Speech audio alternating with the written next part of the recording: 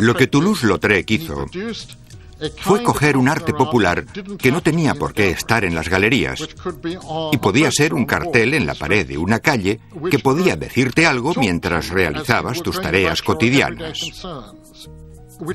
Tan conciso, tan inmediato, que tenías que comprender lo que quería decir. En 1889, cuando Toulouse-Lautrec tenía 24 años, se inauguró un club nocturno en París que lanzó su carrera como uno de los mejores y más famosos artistas del cartel.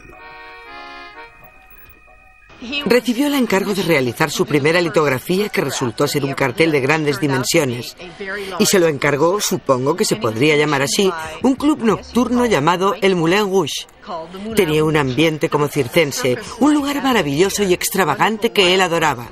El cartel que realizó fue un escándalo y lo hizo famoso de la noche a la mañana.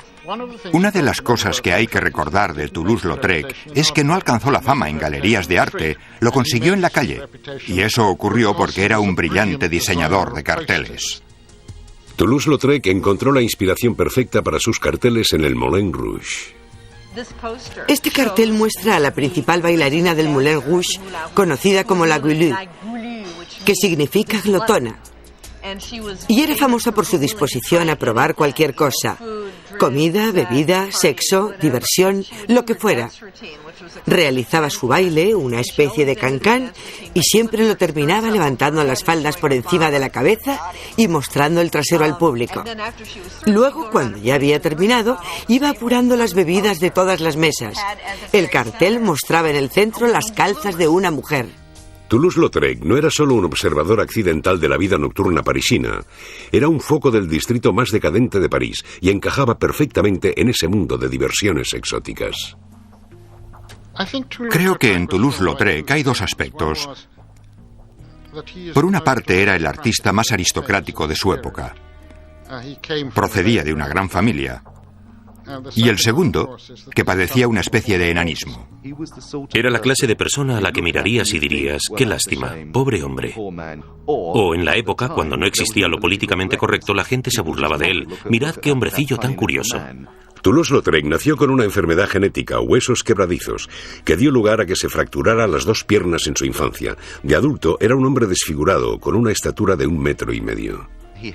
Tenía un pecho grande, el torso de un hombre. Facialmente lucía una barba exuberante y unos labios muy gruesos. Tenía, creo yo, una fisura en el paladar. Y uno de los efectos secundarios era una sinusitis crónica. Y además le goteaba la nariz. Eso le obligaba, según las personas que le conocieron, a sorber constantemente la mucosidad.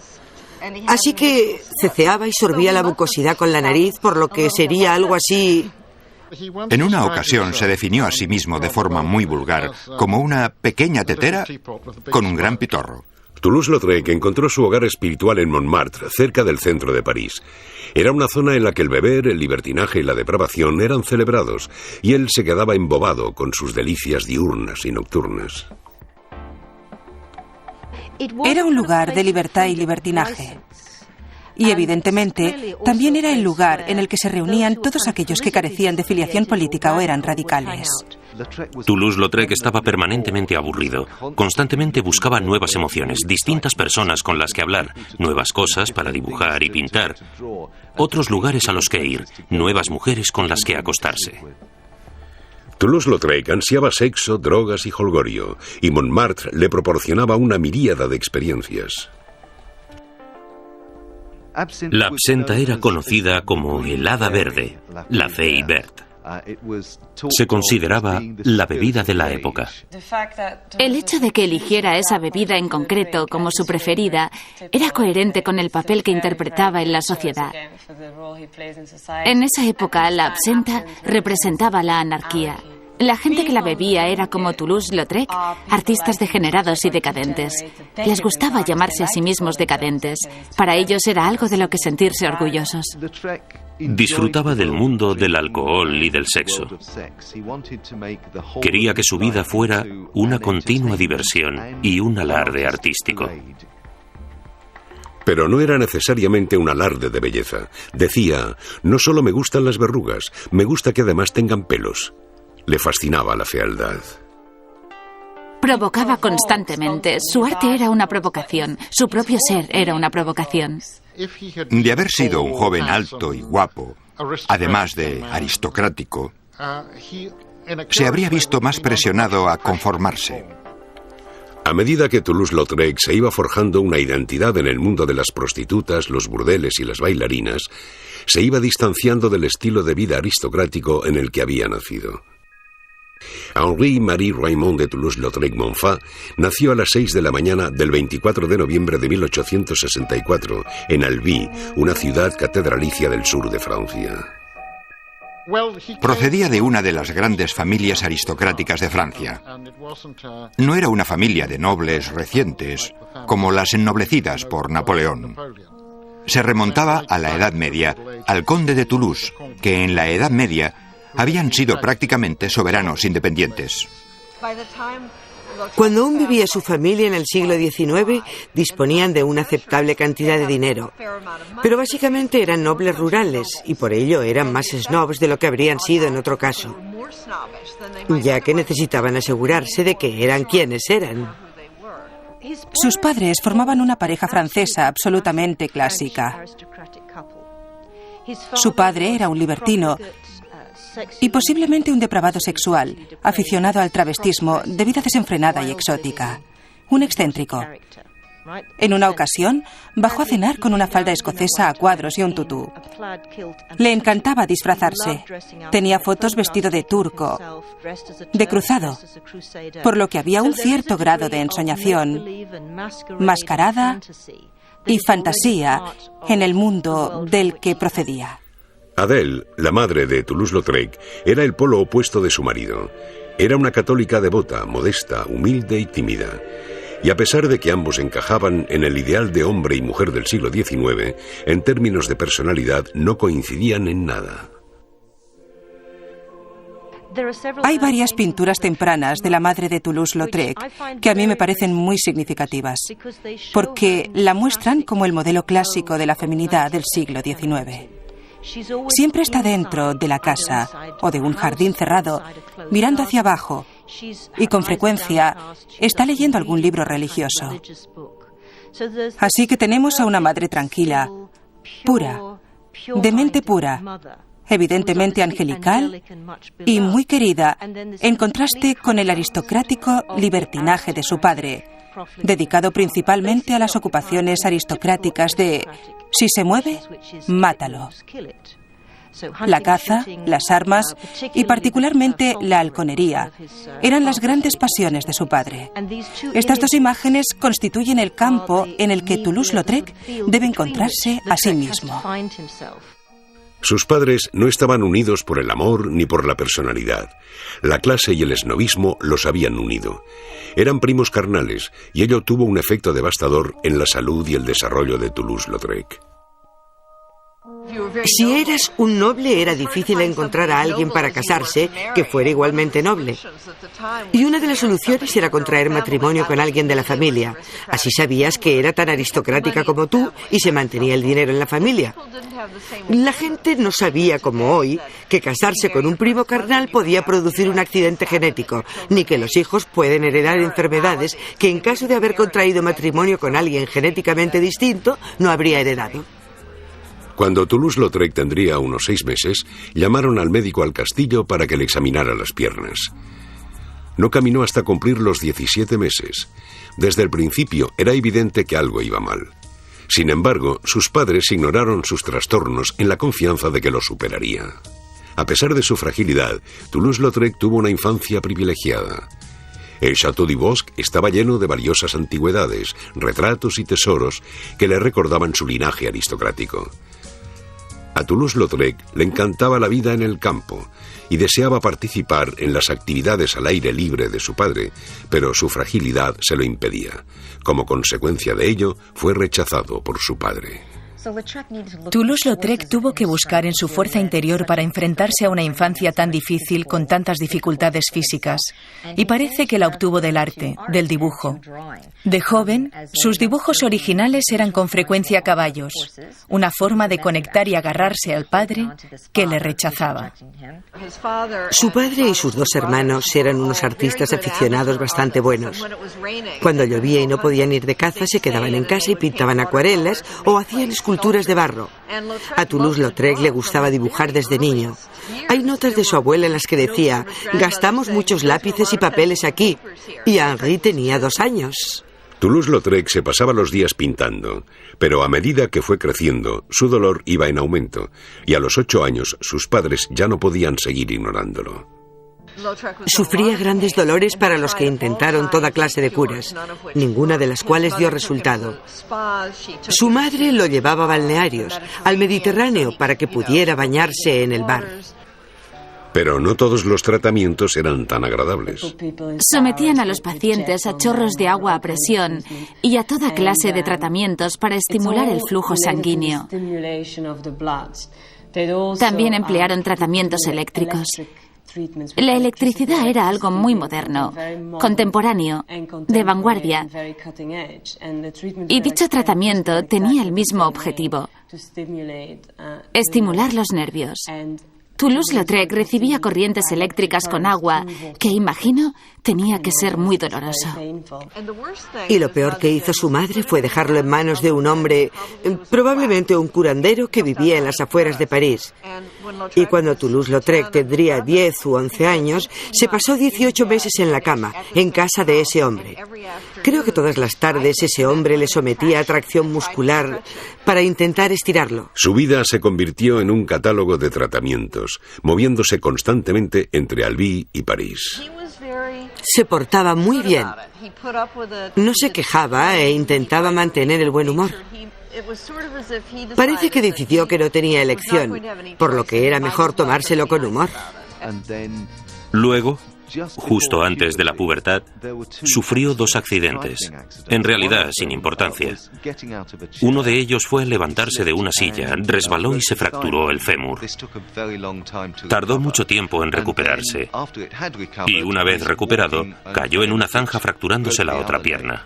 Desgraciadamente para él, se fracturó ambas piernas durante la adolescencia, lo que probablemente le dejó una aguda ansiedad. Temores de que no podría ser un hombre, que sería rechazado, temores que ya tendría arraigados, ya que durante su infancia se sentía rechazado por su padre, deportista con quien no podía competir, con quien no podía identificarse. Adele exageró sus cuidados, le protegía en exceso, no quería que corriera ningún riesgo, ningún peligro. Y no hay que olvidar que era una esposa abandonada, y su hijo se convirtió en su pareja. La pareja de la familia era Adele, y su hijo Henri, no Adele y Alphonse. Después del accidente, las piernas de Toulouse-Lautrec dejaron de desarrollarse y era evidente que sería un inválido. Sin embargo, el consuelo que había encontrado en el arte le llevaría en otra dirección, lejos de su aristocrático castillo hasta las brillantes luces de París. En 1882, a los 17 años, Henri de Toulouse-Lautrec se fue a vivir a París con su madre. Tullido durante su infancia e incapaz de convertirse en un aristócrata conquistador, se sumergió en el arte. Decidió que esa sería su vida. París había sido modernizado por un hombre llamado Haussmann, quien entre 1850 y 1860 había derribado todos los edificios medievales de París y había agrandado las calles, por lo que ahora era una gran ciudad llena de glamour. Sería conocida como la Ciudad Luz. Todo el mundo iba a París a divertirse. Los grandes bulevares de la ciudad, recientemente construidos, eran espectáculos en movimiento. La clase media paseaba por ellos presumiendo de sus trajes y deteniéndose a tomar algo en los cafés. Toulouse-Lautrec llegó a París y se dedicó a estudiar al mismo tiempo que un gran número de jóvenes artistas que podían escoger entre estudiar con un artista académico y hacer carrera en los salones, siguiendo la dirección tradicional del arte oficial, o establecer una relación con un pequeño grupo de artistas que fueran contra las normas. Sus padres habían decidido que estudiara tradicionalmente junto a un artista oficial y eligieron al pintor Léon Bonnard. Bonnard era un pintor muy conservador, especializado en retratos. Era tan famoso que tenía más encargos de los que podía pintar. Y era un terrible snob. Cuando Toulouse-Lautrec y sus compañeros terminaban su jornada en el estudio, se reunían en los bares para discutir de arte y mostrarse sus obras. Esto abrió un nuevo mundo para él. A medida que iba pasando más tiempo en los bares, empezaba a rechazar su aprendizaje oficial y se sintió atraído por las nuevas formas de arte que tenían su base en Montmartre. Era muy pobre y un escondrijo de delincuentes, rodeado de arbustos. Era como un pedazo de campo en el centro de París. Había grandes viñedos, pero era muy barato, por lo que los artistas buscaban el barrio más barato para montar su estudio. Algunos de los artistas a los que Toulouse-Lautrec admiraba tenían su estudio allí. Aburrido con su aprendizaje, a Toulouse-Lautrec le fascinó el nuevo arte de los carteles que estaba en auge en aquellos momentos. Mientras el arte oficial se centraba en los paisajes, los retratos y los temas religiosos, esta nueva forma de arte representaba otro mundo, el mundo de la calle. Montmartre le proporcionaba sus colores. Debido a que estaba en las afueras de la ciudad, era como una colonia de París. En ella habitaba un abanico de gente muy diferente al del centro de la ciudad. Allí no había lujosas tiendas ni grandes negocios. No era, por así decirlo, el París de la clase media. Era un refugio o un jardín de juegos. Los propietarios de algunos de los viejos molinos, como el Moulin de la Galette o el Moulin Rouge, que habían sido molinos en funcionamiento y que a veces aún molían algo, empezaron a organizar en sus jardines una nueva clase de diversión. Tenía cuadernos de dibujo que se llevaba con él a todas partes, en los que hacía apuntes que luego convertía en cuadros. Por desgracia, su vida se centraba en el arte y la bebida. En un día normal, Toulouse-Lautrec se levantaba tarde. Para empezar, seguramente tendría resaca. Por las mañanas iba al estudio litográfico donde trabajaba con las piedras y el impresor, intentando inventar nuevas técnicas litográficas. Luego, sobre la hora de comer, él y con frecuencia su impresor preferido y otras veces algunos amigos iban a comer y, claro, empezaban a beber, por lo que tenía que volver al estudio a echar la siesta. Entonces empezaba a pintar, a trabajar en su arte. Tras pasar la tarde pintando, se vestía y volvía al París respetable para cenar con su madre. Toulouse-Lautrec iba y volvía del barrio burgués donde vivía su madre y los parientes de sus padres, y su barrio de artistas, al que su madre se negaba a ir. Él mismo decía: necesito dos vidas. En ese momento, su vida está dividida. Aún no ha efectuado la gran transición. Probablemente se sienta culpable ante la idea de investigar más la sórdida vida nocturna. Algo que, evidentemente, habría desaprobado su madre, de sólida formación religiosa. Creo que su madre le animó a que pintara, porque lo vio como una puerta que se abría para su pobre hijo tullido. Si aprobaba o no los temas que pintaba, esa ya es otra cuestión. Pintar arte oficial había sido aceptado socialmente, pero ser asociado públicamente con el arte comercial era otra cosa. Había el inconveniente del apellido, y es lógico que en su momento hubiera alguna discusión sobre la asociación de un apellido aristocrático con los cuadros de Toulouse-Lautrec, y que causara alguna consternación o incluso escándalo. A pesar de que su padre no se había interesado mucho por la familia, sí lo estaba por el apellido. A medida que se iba desarrollando el arte de Toulouse-Lautrec, Alphonse insistió para que firmara con seudónimo. Cuando empezó a experimentar con seudónimos, utilizó uno que me ha parecido muy conmovedor. Hay una caricatura de Toulouse-Lautrec que hizo cuando tendría unos 20 años. Se muestra a sí mismo como un enano, con labios bulbosos, la nariz muy grande y un monóculo, sentado en un orinal. Pero la caricatura está firmada por Lost, L-O-S-T. Y Lost en inglés, y en este caso, es un juego de palabras, ya que pronunciado to lose, su apellido es en inglés igual al verbo to lose, perder. Y lost es el participio pasado de dicho verbo, por lo que lost era como un comentario sobre cómo se sentía cuando tuvo que cambiar su apellido. Toulouse-Lautrec se debatía entre seguir su propio deseo artístico o satisfacer las esperanzas de su familia. En 1882, su padre tomó la decisión por él.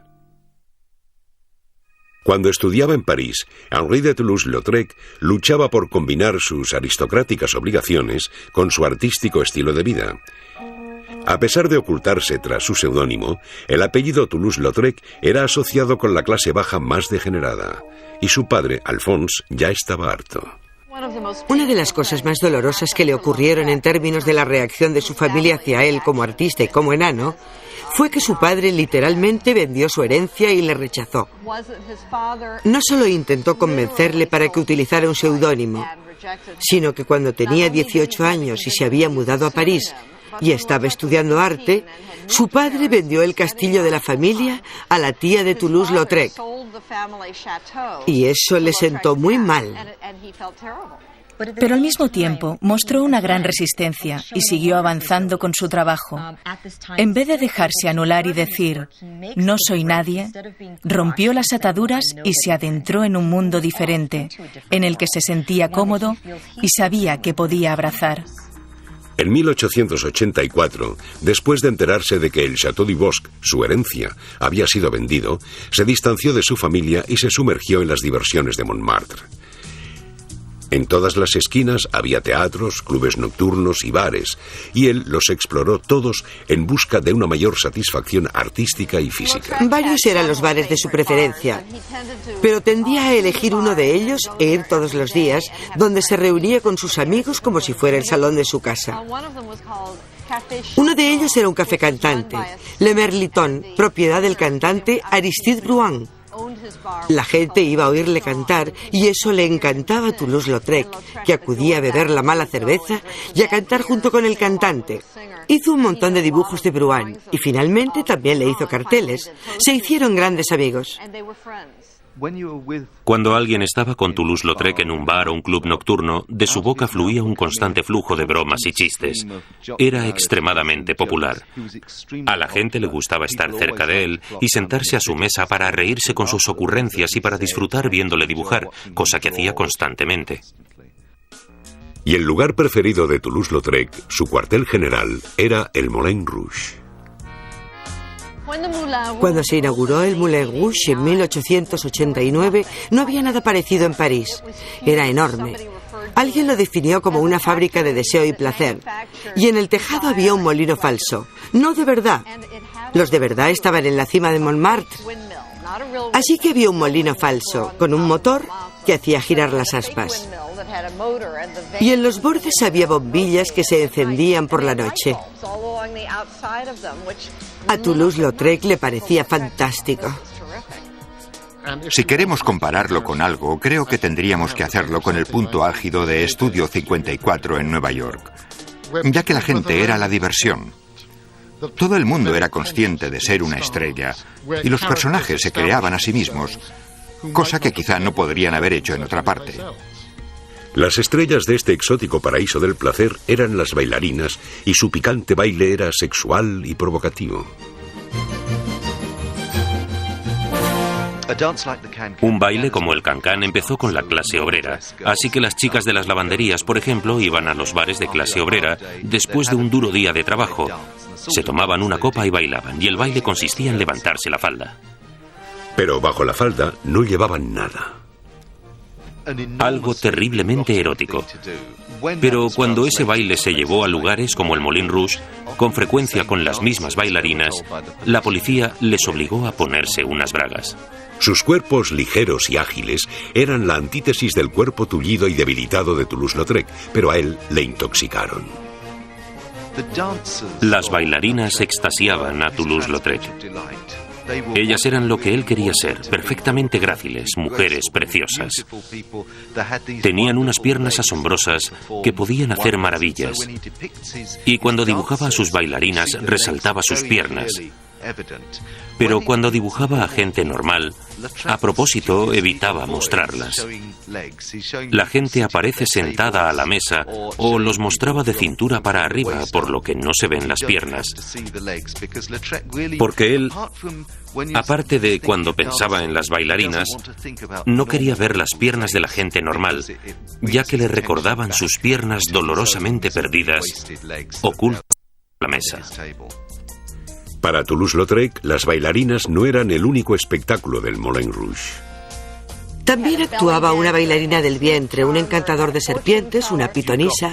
Había gente como la Gulle, llamada la glotona, porque se bebía los restos de todas las copas. Le Monet Cricri, la chica que gritaba cuando se despatarraba, hacía... El más interesante era un famoso artista, probablemente en aquel momento más famoso que Toulouse-Lautrec, llamado Le Pétomen, que traducido sería el hombre de los pedos. Podía hacer una gran variedad de ruidos, como máquinas de tren o bombas, y un sinfín de melodías. Y había un bailarín, Le Chocolat, un artista negro. Es interesante porque se estableció una relación simbiótica entre Toulouse-Lautrec y el Moulin Rouge. Él lo adoraba. Se convirtió en el principal tema de sus obras, por lo menos durante 10 años. Pintaba a las bailarinas, al público, escenas variadas, y también se convirtió en su local preferido, ya que iba todas las noches. Y debido a que lo pintaba todo y estaba allí todas las noches y era muy fácil reconocerle por su aspecto característico, incrementaba la fama del Moulin Rouge. Y este, a su vez, le hizo famoso a él. Así que se ayudaron mutuamente. Cuando Toulouse-Lautrec se muda a Montmartre y frecuenta el Moulin Rouge, puede captar esa excitación sexual y ese nuevo papel y representarlo en una tela, en la que puede expresar su deseo de ser querido y de estar con las mujeres de la noche. Frecuenta burdeles, pinta a las prostitutas y a las chicas del cancán. El aspecto poco atractivo de Toulouse-Lautrec influyó en sus relaciones con las mujeres desde su infancia.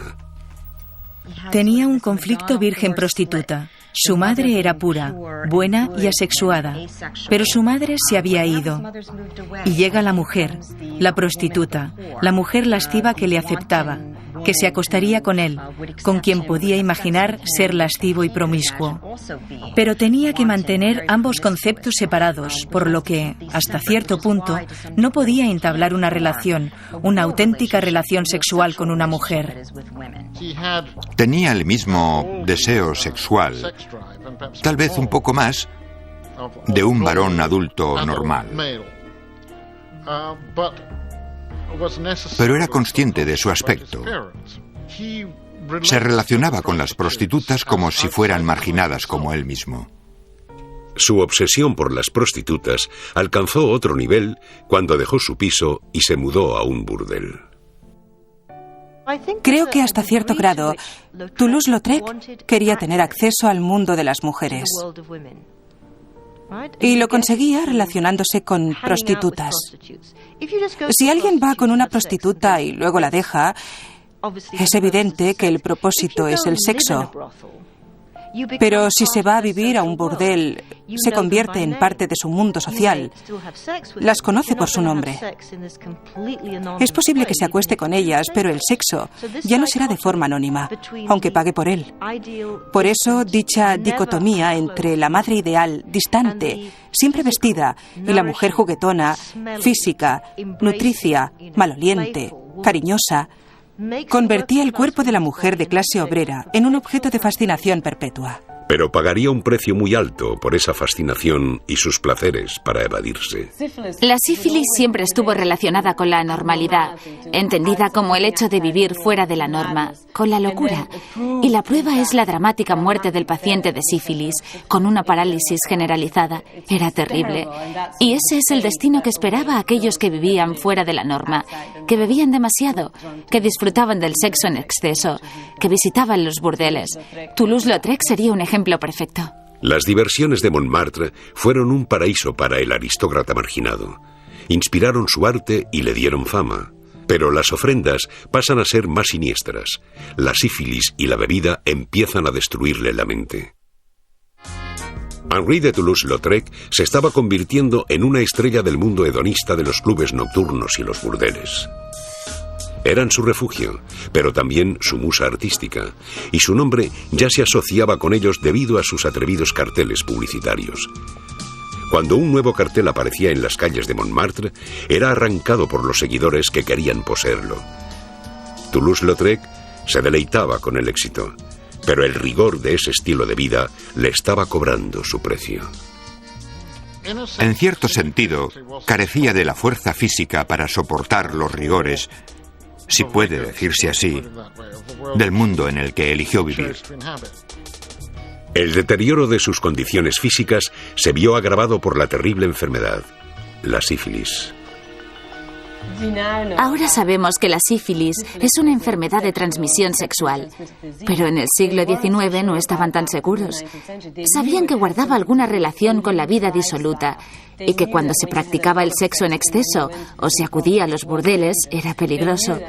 Sabían que la sífilis se encontraba allí, pero no sabían lo que sabemos ahora, que se manifiesta en distintas etapas, que desaparece y reaparece. No lo asociaban. Hay que recordar que en el siglo XIX la sífilis era incurable. Aplicaban toda clase de extraños tratamientos, uno de los cuales era a base de mercurio, y tenía el efecto secundario de volver los dientes negros. Por ello he mirado todas las fotografías de Toulouse-Lautrec para ver si tenía los dientes negros, pero no se ven en ninguna de ellas, lo que para mí indica que mantenía la boca cerrada, posiblemente porque los tenía ennegrecidos.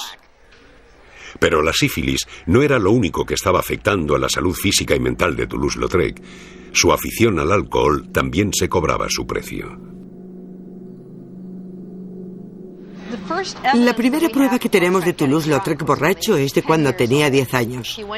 Fue a la fiesta de cumpleaños de un amigo y la madre del chico le escribió a su madre esa misma noche diciéndole que el señorito Henri quiso brindar demasiado en la fiesta de su amigo y que le tuvo que quitar la copa. A muy temprana edad descubrió que le gustaba el alcohol y el efecto que tenía en él. A los 15 años se refería a ello abiertamente, describiendo cómo se emborrachó en una boda. Luego pintó un autorretrato vomitando. Sus ansias por el alcohol siempre fueron un problema. A los 20 años empezaron a devorarle por completo. El alcohol y su consumo es precisamente parte del mundo que nos ha proporcionado Toulouse-Lautrec. El mundo de cafés, bares, de la vida nocturna en el que se pasaban muchas horas. Si pasaba 5 o 6 horas en Le Moulin de la Galette dibujando, no iba a tomar solo un vaso de agua o de vino. Pero debido a que tomaba absenta, lo que no habría sido un problema, se convirtió en algo que acabó envenenándolo. La absenta era un aperitivo muy fuerte que se destilaba de anisete y ajenjo. El ajenjo de la absenta también tenía un efecto estimulante en los terminales nerviosos del cerebro que a su vez estimulaban distintos pensamientos, sensaciones extrañas, nuevas formas de ver las cosas. Toulouse-Lautrec era un adicto. Estaba intoxicado por su sabor, sus efectos y, lo que es más, por su color.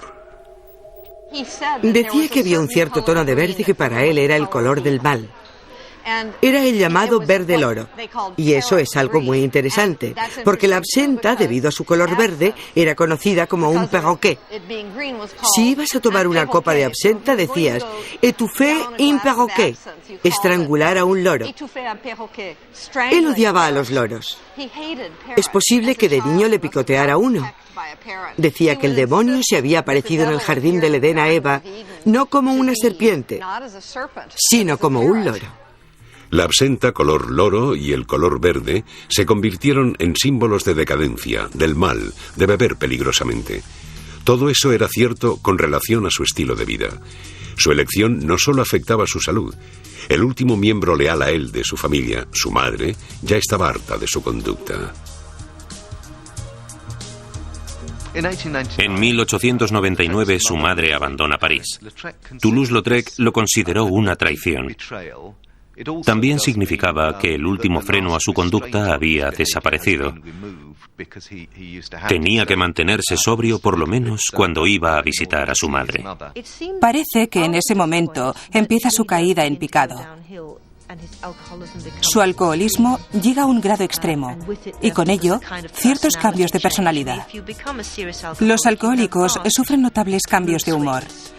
Creo que es en ese punto en el que se inician los daños irreparables.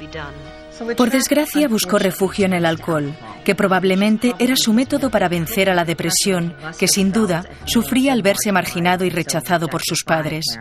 Se convirtió en un alcohólico y este fue, hasta cierto punto, el principio de su caída. Una de las cosas que creo que la gente se niega a admitir es que no bebes a menos que estés deprimido. Creo que se trata de alguien sumido en una situación terrible, en una situación extraordinariamente dolorosa. Toulouse-Lautrec tomaba la primera copa del día donde quiera que estuviera. Se levantaba y empezaba a beber, porque durante toda su vida de adulto había sido un gran bebedor. El dolor era constante debido a los huesos, por lo que no sorprende que quisiera mitigar el dolor con alcohol. A medida que su alcoholismo fue empeorando, empezó a afectar a su mente, así como a su cuerpo. La paranoia fue uno de los efectos secundarios. Creía que la policía iba a detenerle, que había bichos arrastrándose bajo la cama. Un día, sus amigos le encontraron en su dormitorio disparando a unas arañas que él creía estar viendo. Todo el mundo sabía que tenía graves trastornos mentales. Enfermó aún más, dejó de bañarse, de cuidarse, quemaba periódicos en el baño de su edificio porque apestaba y, claro, era algo peligroso porque podía haber incendiado el edificio. Y también era incapaz de mantener una relación humana, porque estaba borracho, o dormido, o paranoico. Empezó a regalar todas sus pertenencias. La gente abusaba de él. Le robaba el dinero. Tuvo que ser horrible. El alcohol y su estilo de vida le habían destruido el cuerpo y la mente, así como sus relaciones familiares y también el trabajo de su vida. Su arte. El estilo de vida acelerado de Henri de Toulouse-Lautrec en París le había pasado factura y ahora se había vuelto loco debido al alcohol y la sífilis. Fue una caída autodestructiva. Se había destruido a sí mismo, a sus relaciones e incluso a su obra. Toulouse-Lautrec había realizado una exposición en el sur de Francia en la que mostraba algunas obras escandalosas. No sé exactamente cuáles. Hizo que las enviaran a Albi, donde su tío tenía un castillo. No sé por qué las envió a Albi. Es posible que fuera un acto autodestructivo inconsciente. Su tío las miró y le dijo que no quería esas obras en su casa. No quería que nadie las viera porque serían una mancha para el apellido familiar. Invitó a 2 amigos que vivían en Albi para que fueran testigos de cómo quemaba las obras en el patio. Toulouse-Lautrec estaba furioso y al mismo tiempo destrozado por la conducta de su tío, el mismo tío que le había iniciado de niño en el mundo del arte. En la segunda mitad de su carrera, no era el mismo hombre que en su primera mitad. Por ejemplo, tenía que pasar largos periodos de tiempo en un sanatorio. Y eso no era debido a la sífilis, sino al hecho de que era un alcohólico. Y el alcoholismo le causó el colapso físico. En 1899, la madre de Henri, Adèle, vivía en su castillo de Malraux, lejos de las hazañas de su hijo. Pero preocupada por las noticias de su declive mental, volvió a París para ayudarle. Tenía unos síntomas mentales realmente dramáticos que eran aparentes para todos sus amigos, que estaban muy preocupados por él. No conseguían que moderara su consumo de alcohol. También estaba físicamente enfermo. Apenas comía, por lo que tenía un aspecto demacrado, extremadamente delgado.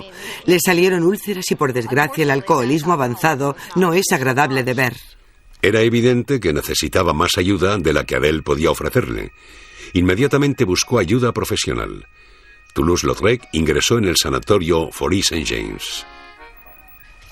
Para una familia de clase alta, un hospital psiquiátrico era el último recurso, porque así la enfermedad se hacía pública. Y era una enfermedad vergonzosa. Incluso ahora existe un término clínico para describir su trastorno. Dipsomanía con algo congénito. No sé el nombre, pero sí un término médico. Pero bajo el término aún se dan los juicios morales. Era algo de lo que la gente se avergonzaba. Toulouse-Lautrec estaba muy enfermo, por lo que era vigilado muy de cerca. Tenía que salir acompañado de un celador y solo podía beber agua. A medida que iba recuperando la salud, se concentró en su arte como medio para escapar de esa prisión. Para poder salir del sanatorio, dibujó una serie sobre el circo. Esta era la prueba de que estaba capacitado y aún podía trabajar. Hizo los dibujos de memoria, lo cual es extraordinario. Los dibujos consiguieron el efecto deseado, le dieron el alta. Luego iniciaría una lucha para deshacerse de sus viejos demonios. Unos 3 meses después de salir del sanatorio empezó a beber y su declive fue aún más pronunciado. Abandonó París y se fue a Burdeos, donde continuó bebiendo hasta que sufrió un ataque. Su madre volvió a llevarle al Château Malraux para que descansara y se recuperara. Pero todos veían que ya no iba a recuperarse. Su enfermedad le había paralizado y permaneció en cama durante 2 meses. Como siempre, se había resignado a su destino y exclamó: «Morir es muy difícil». Su padre, Alphonse, que había permanecido distante durante toda su vida, acudió junto a su hijo enfermo. En un estado medio consciente, Henri le recibió diciendo: «Sabía que no te perderías el momento de la matanza». Dicen que sus últimas palabras fueron mirando a su padre: «Viejo idiota». Y luego murió. Falleció a las 2:15 de la mañana del 9 de septiembre de 1901, unos 2 meses antes de su 37 cumpleaños. Sus padres tuvieron grandes discusiones sobre dónde debería ser enterrado. Por ello lo enterraron 2 veces. La primera vez fue enterrado en el cementerio que su padre eligió.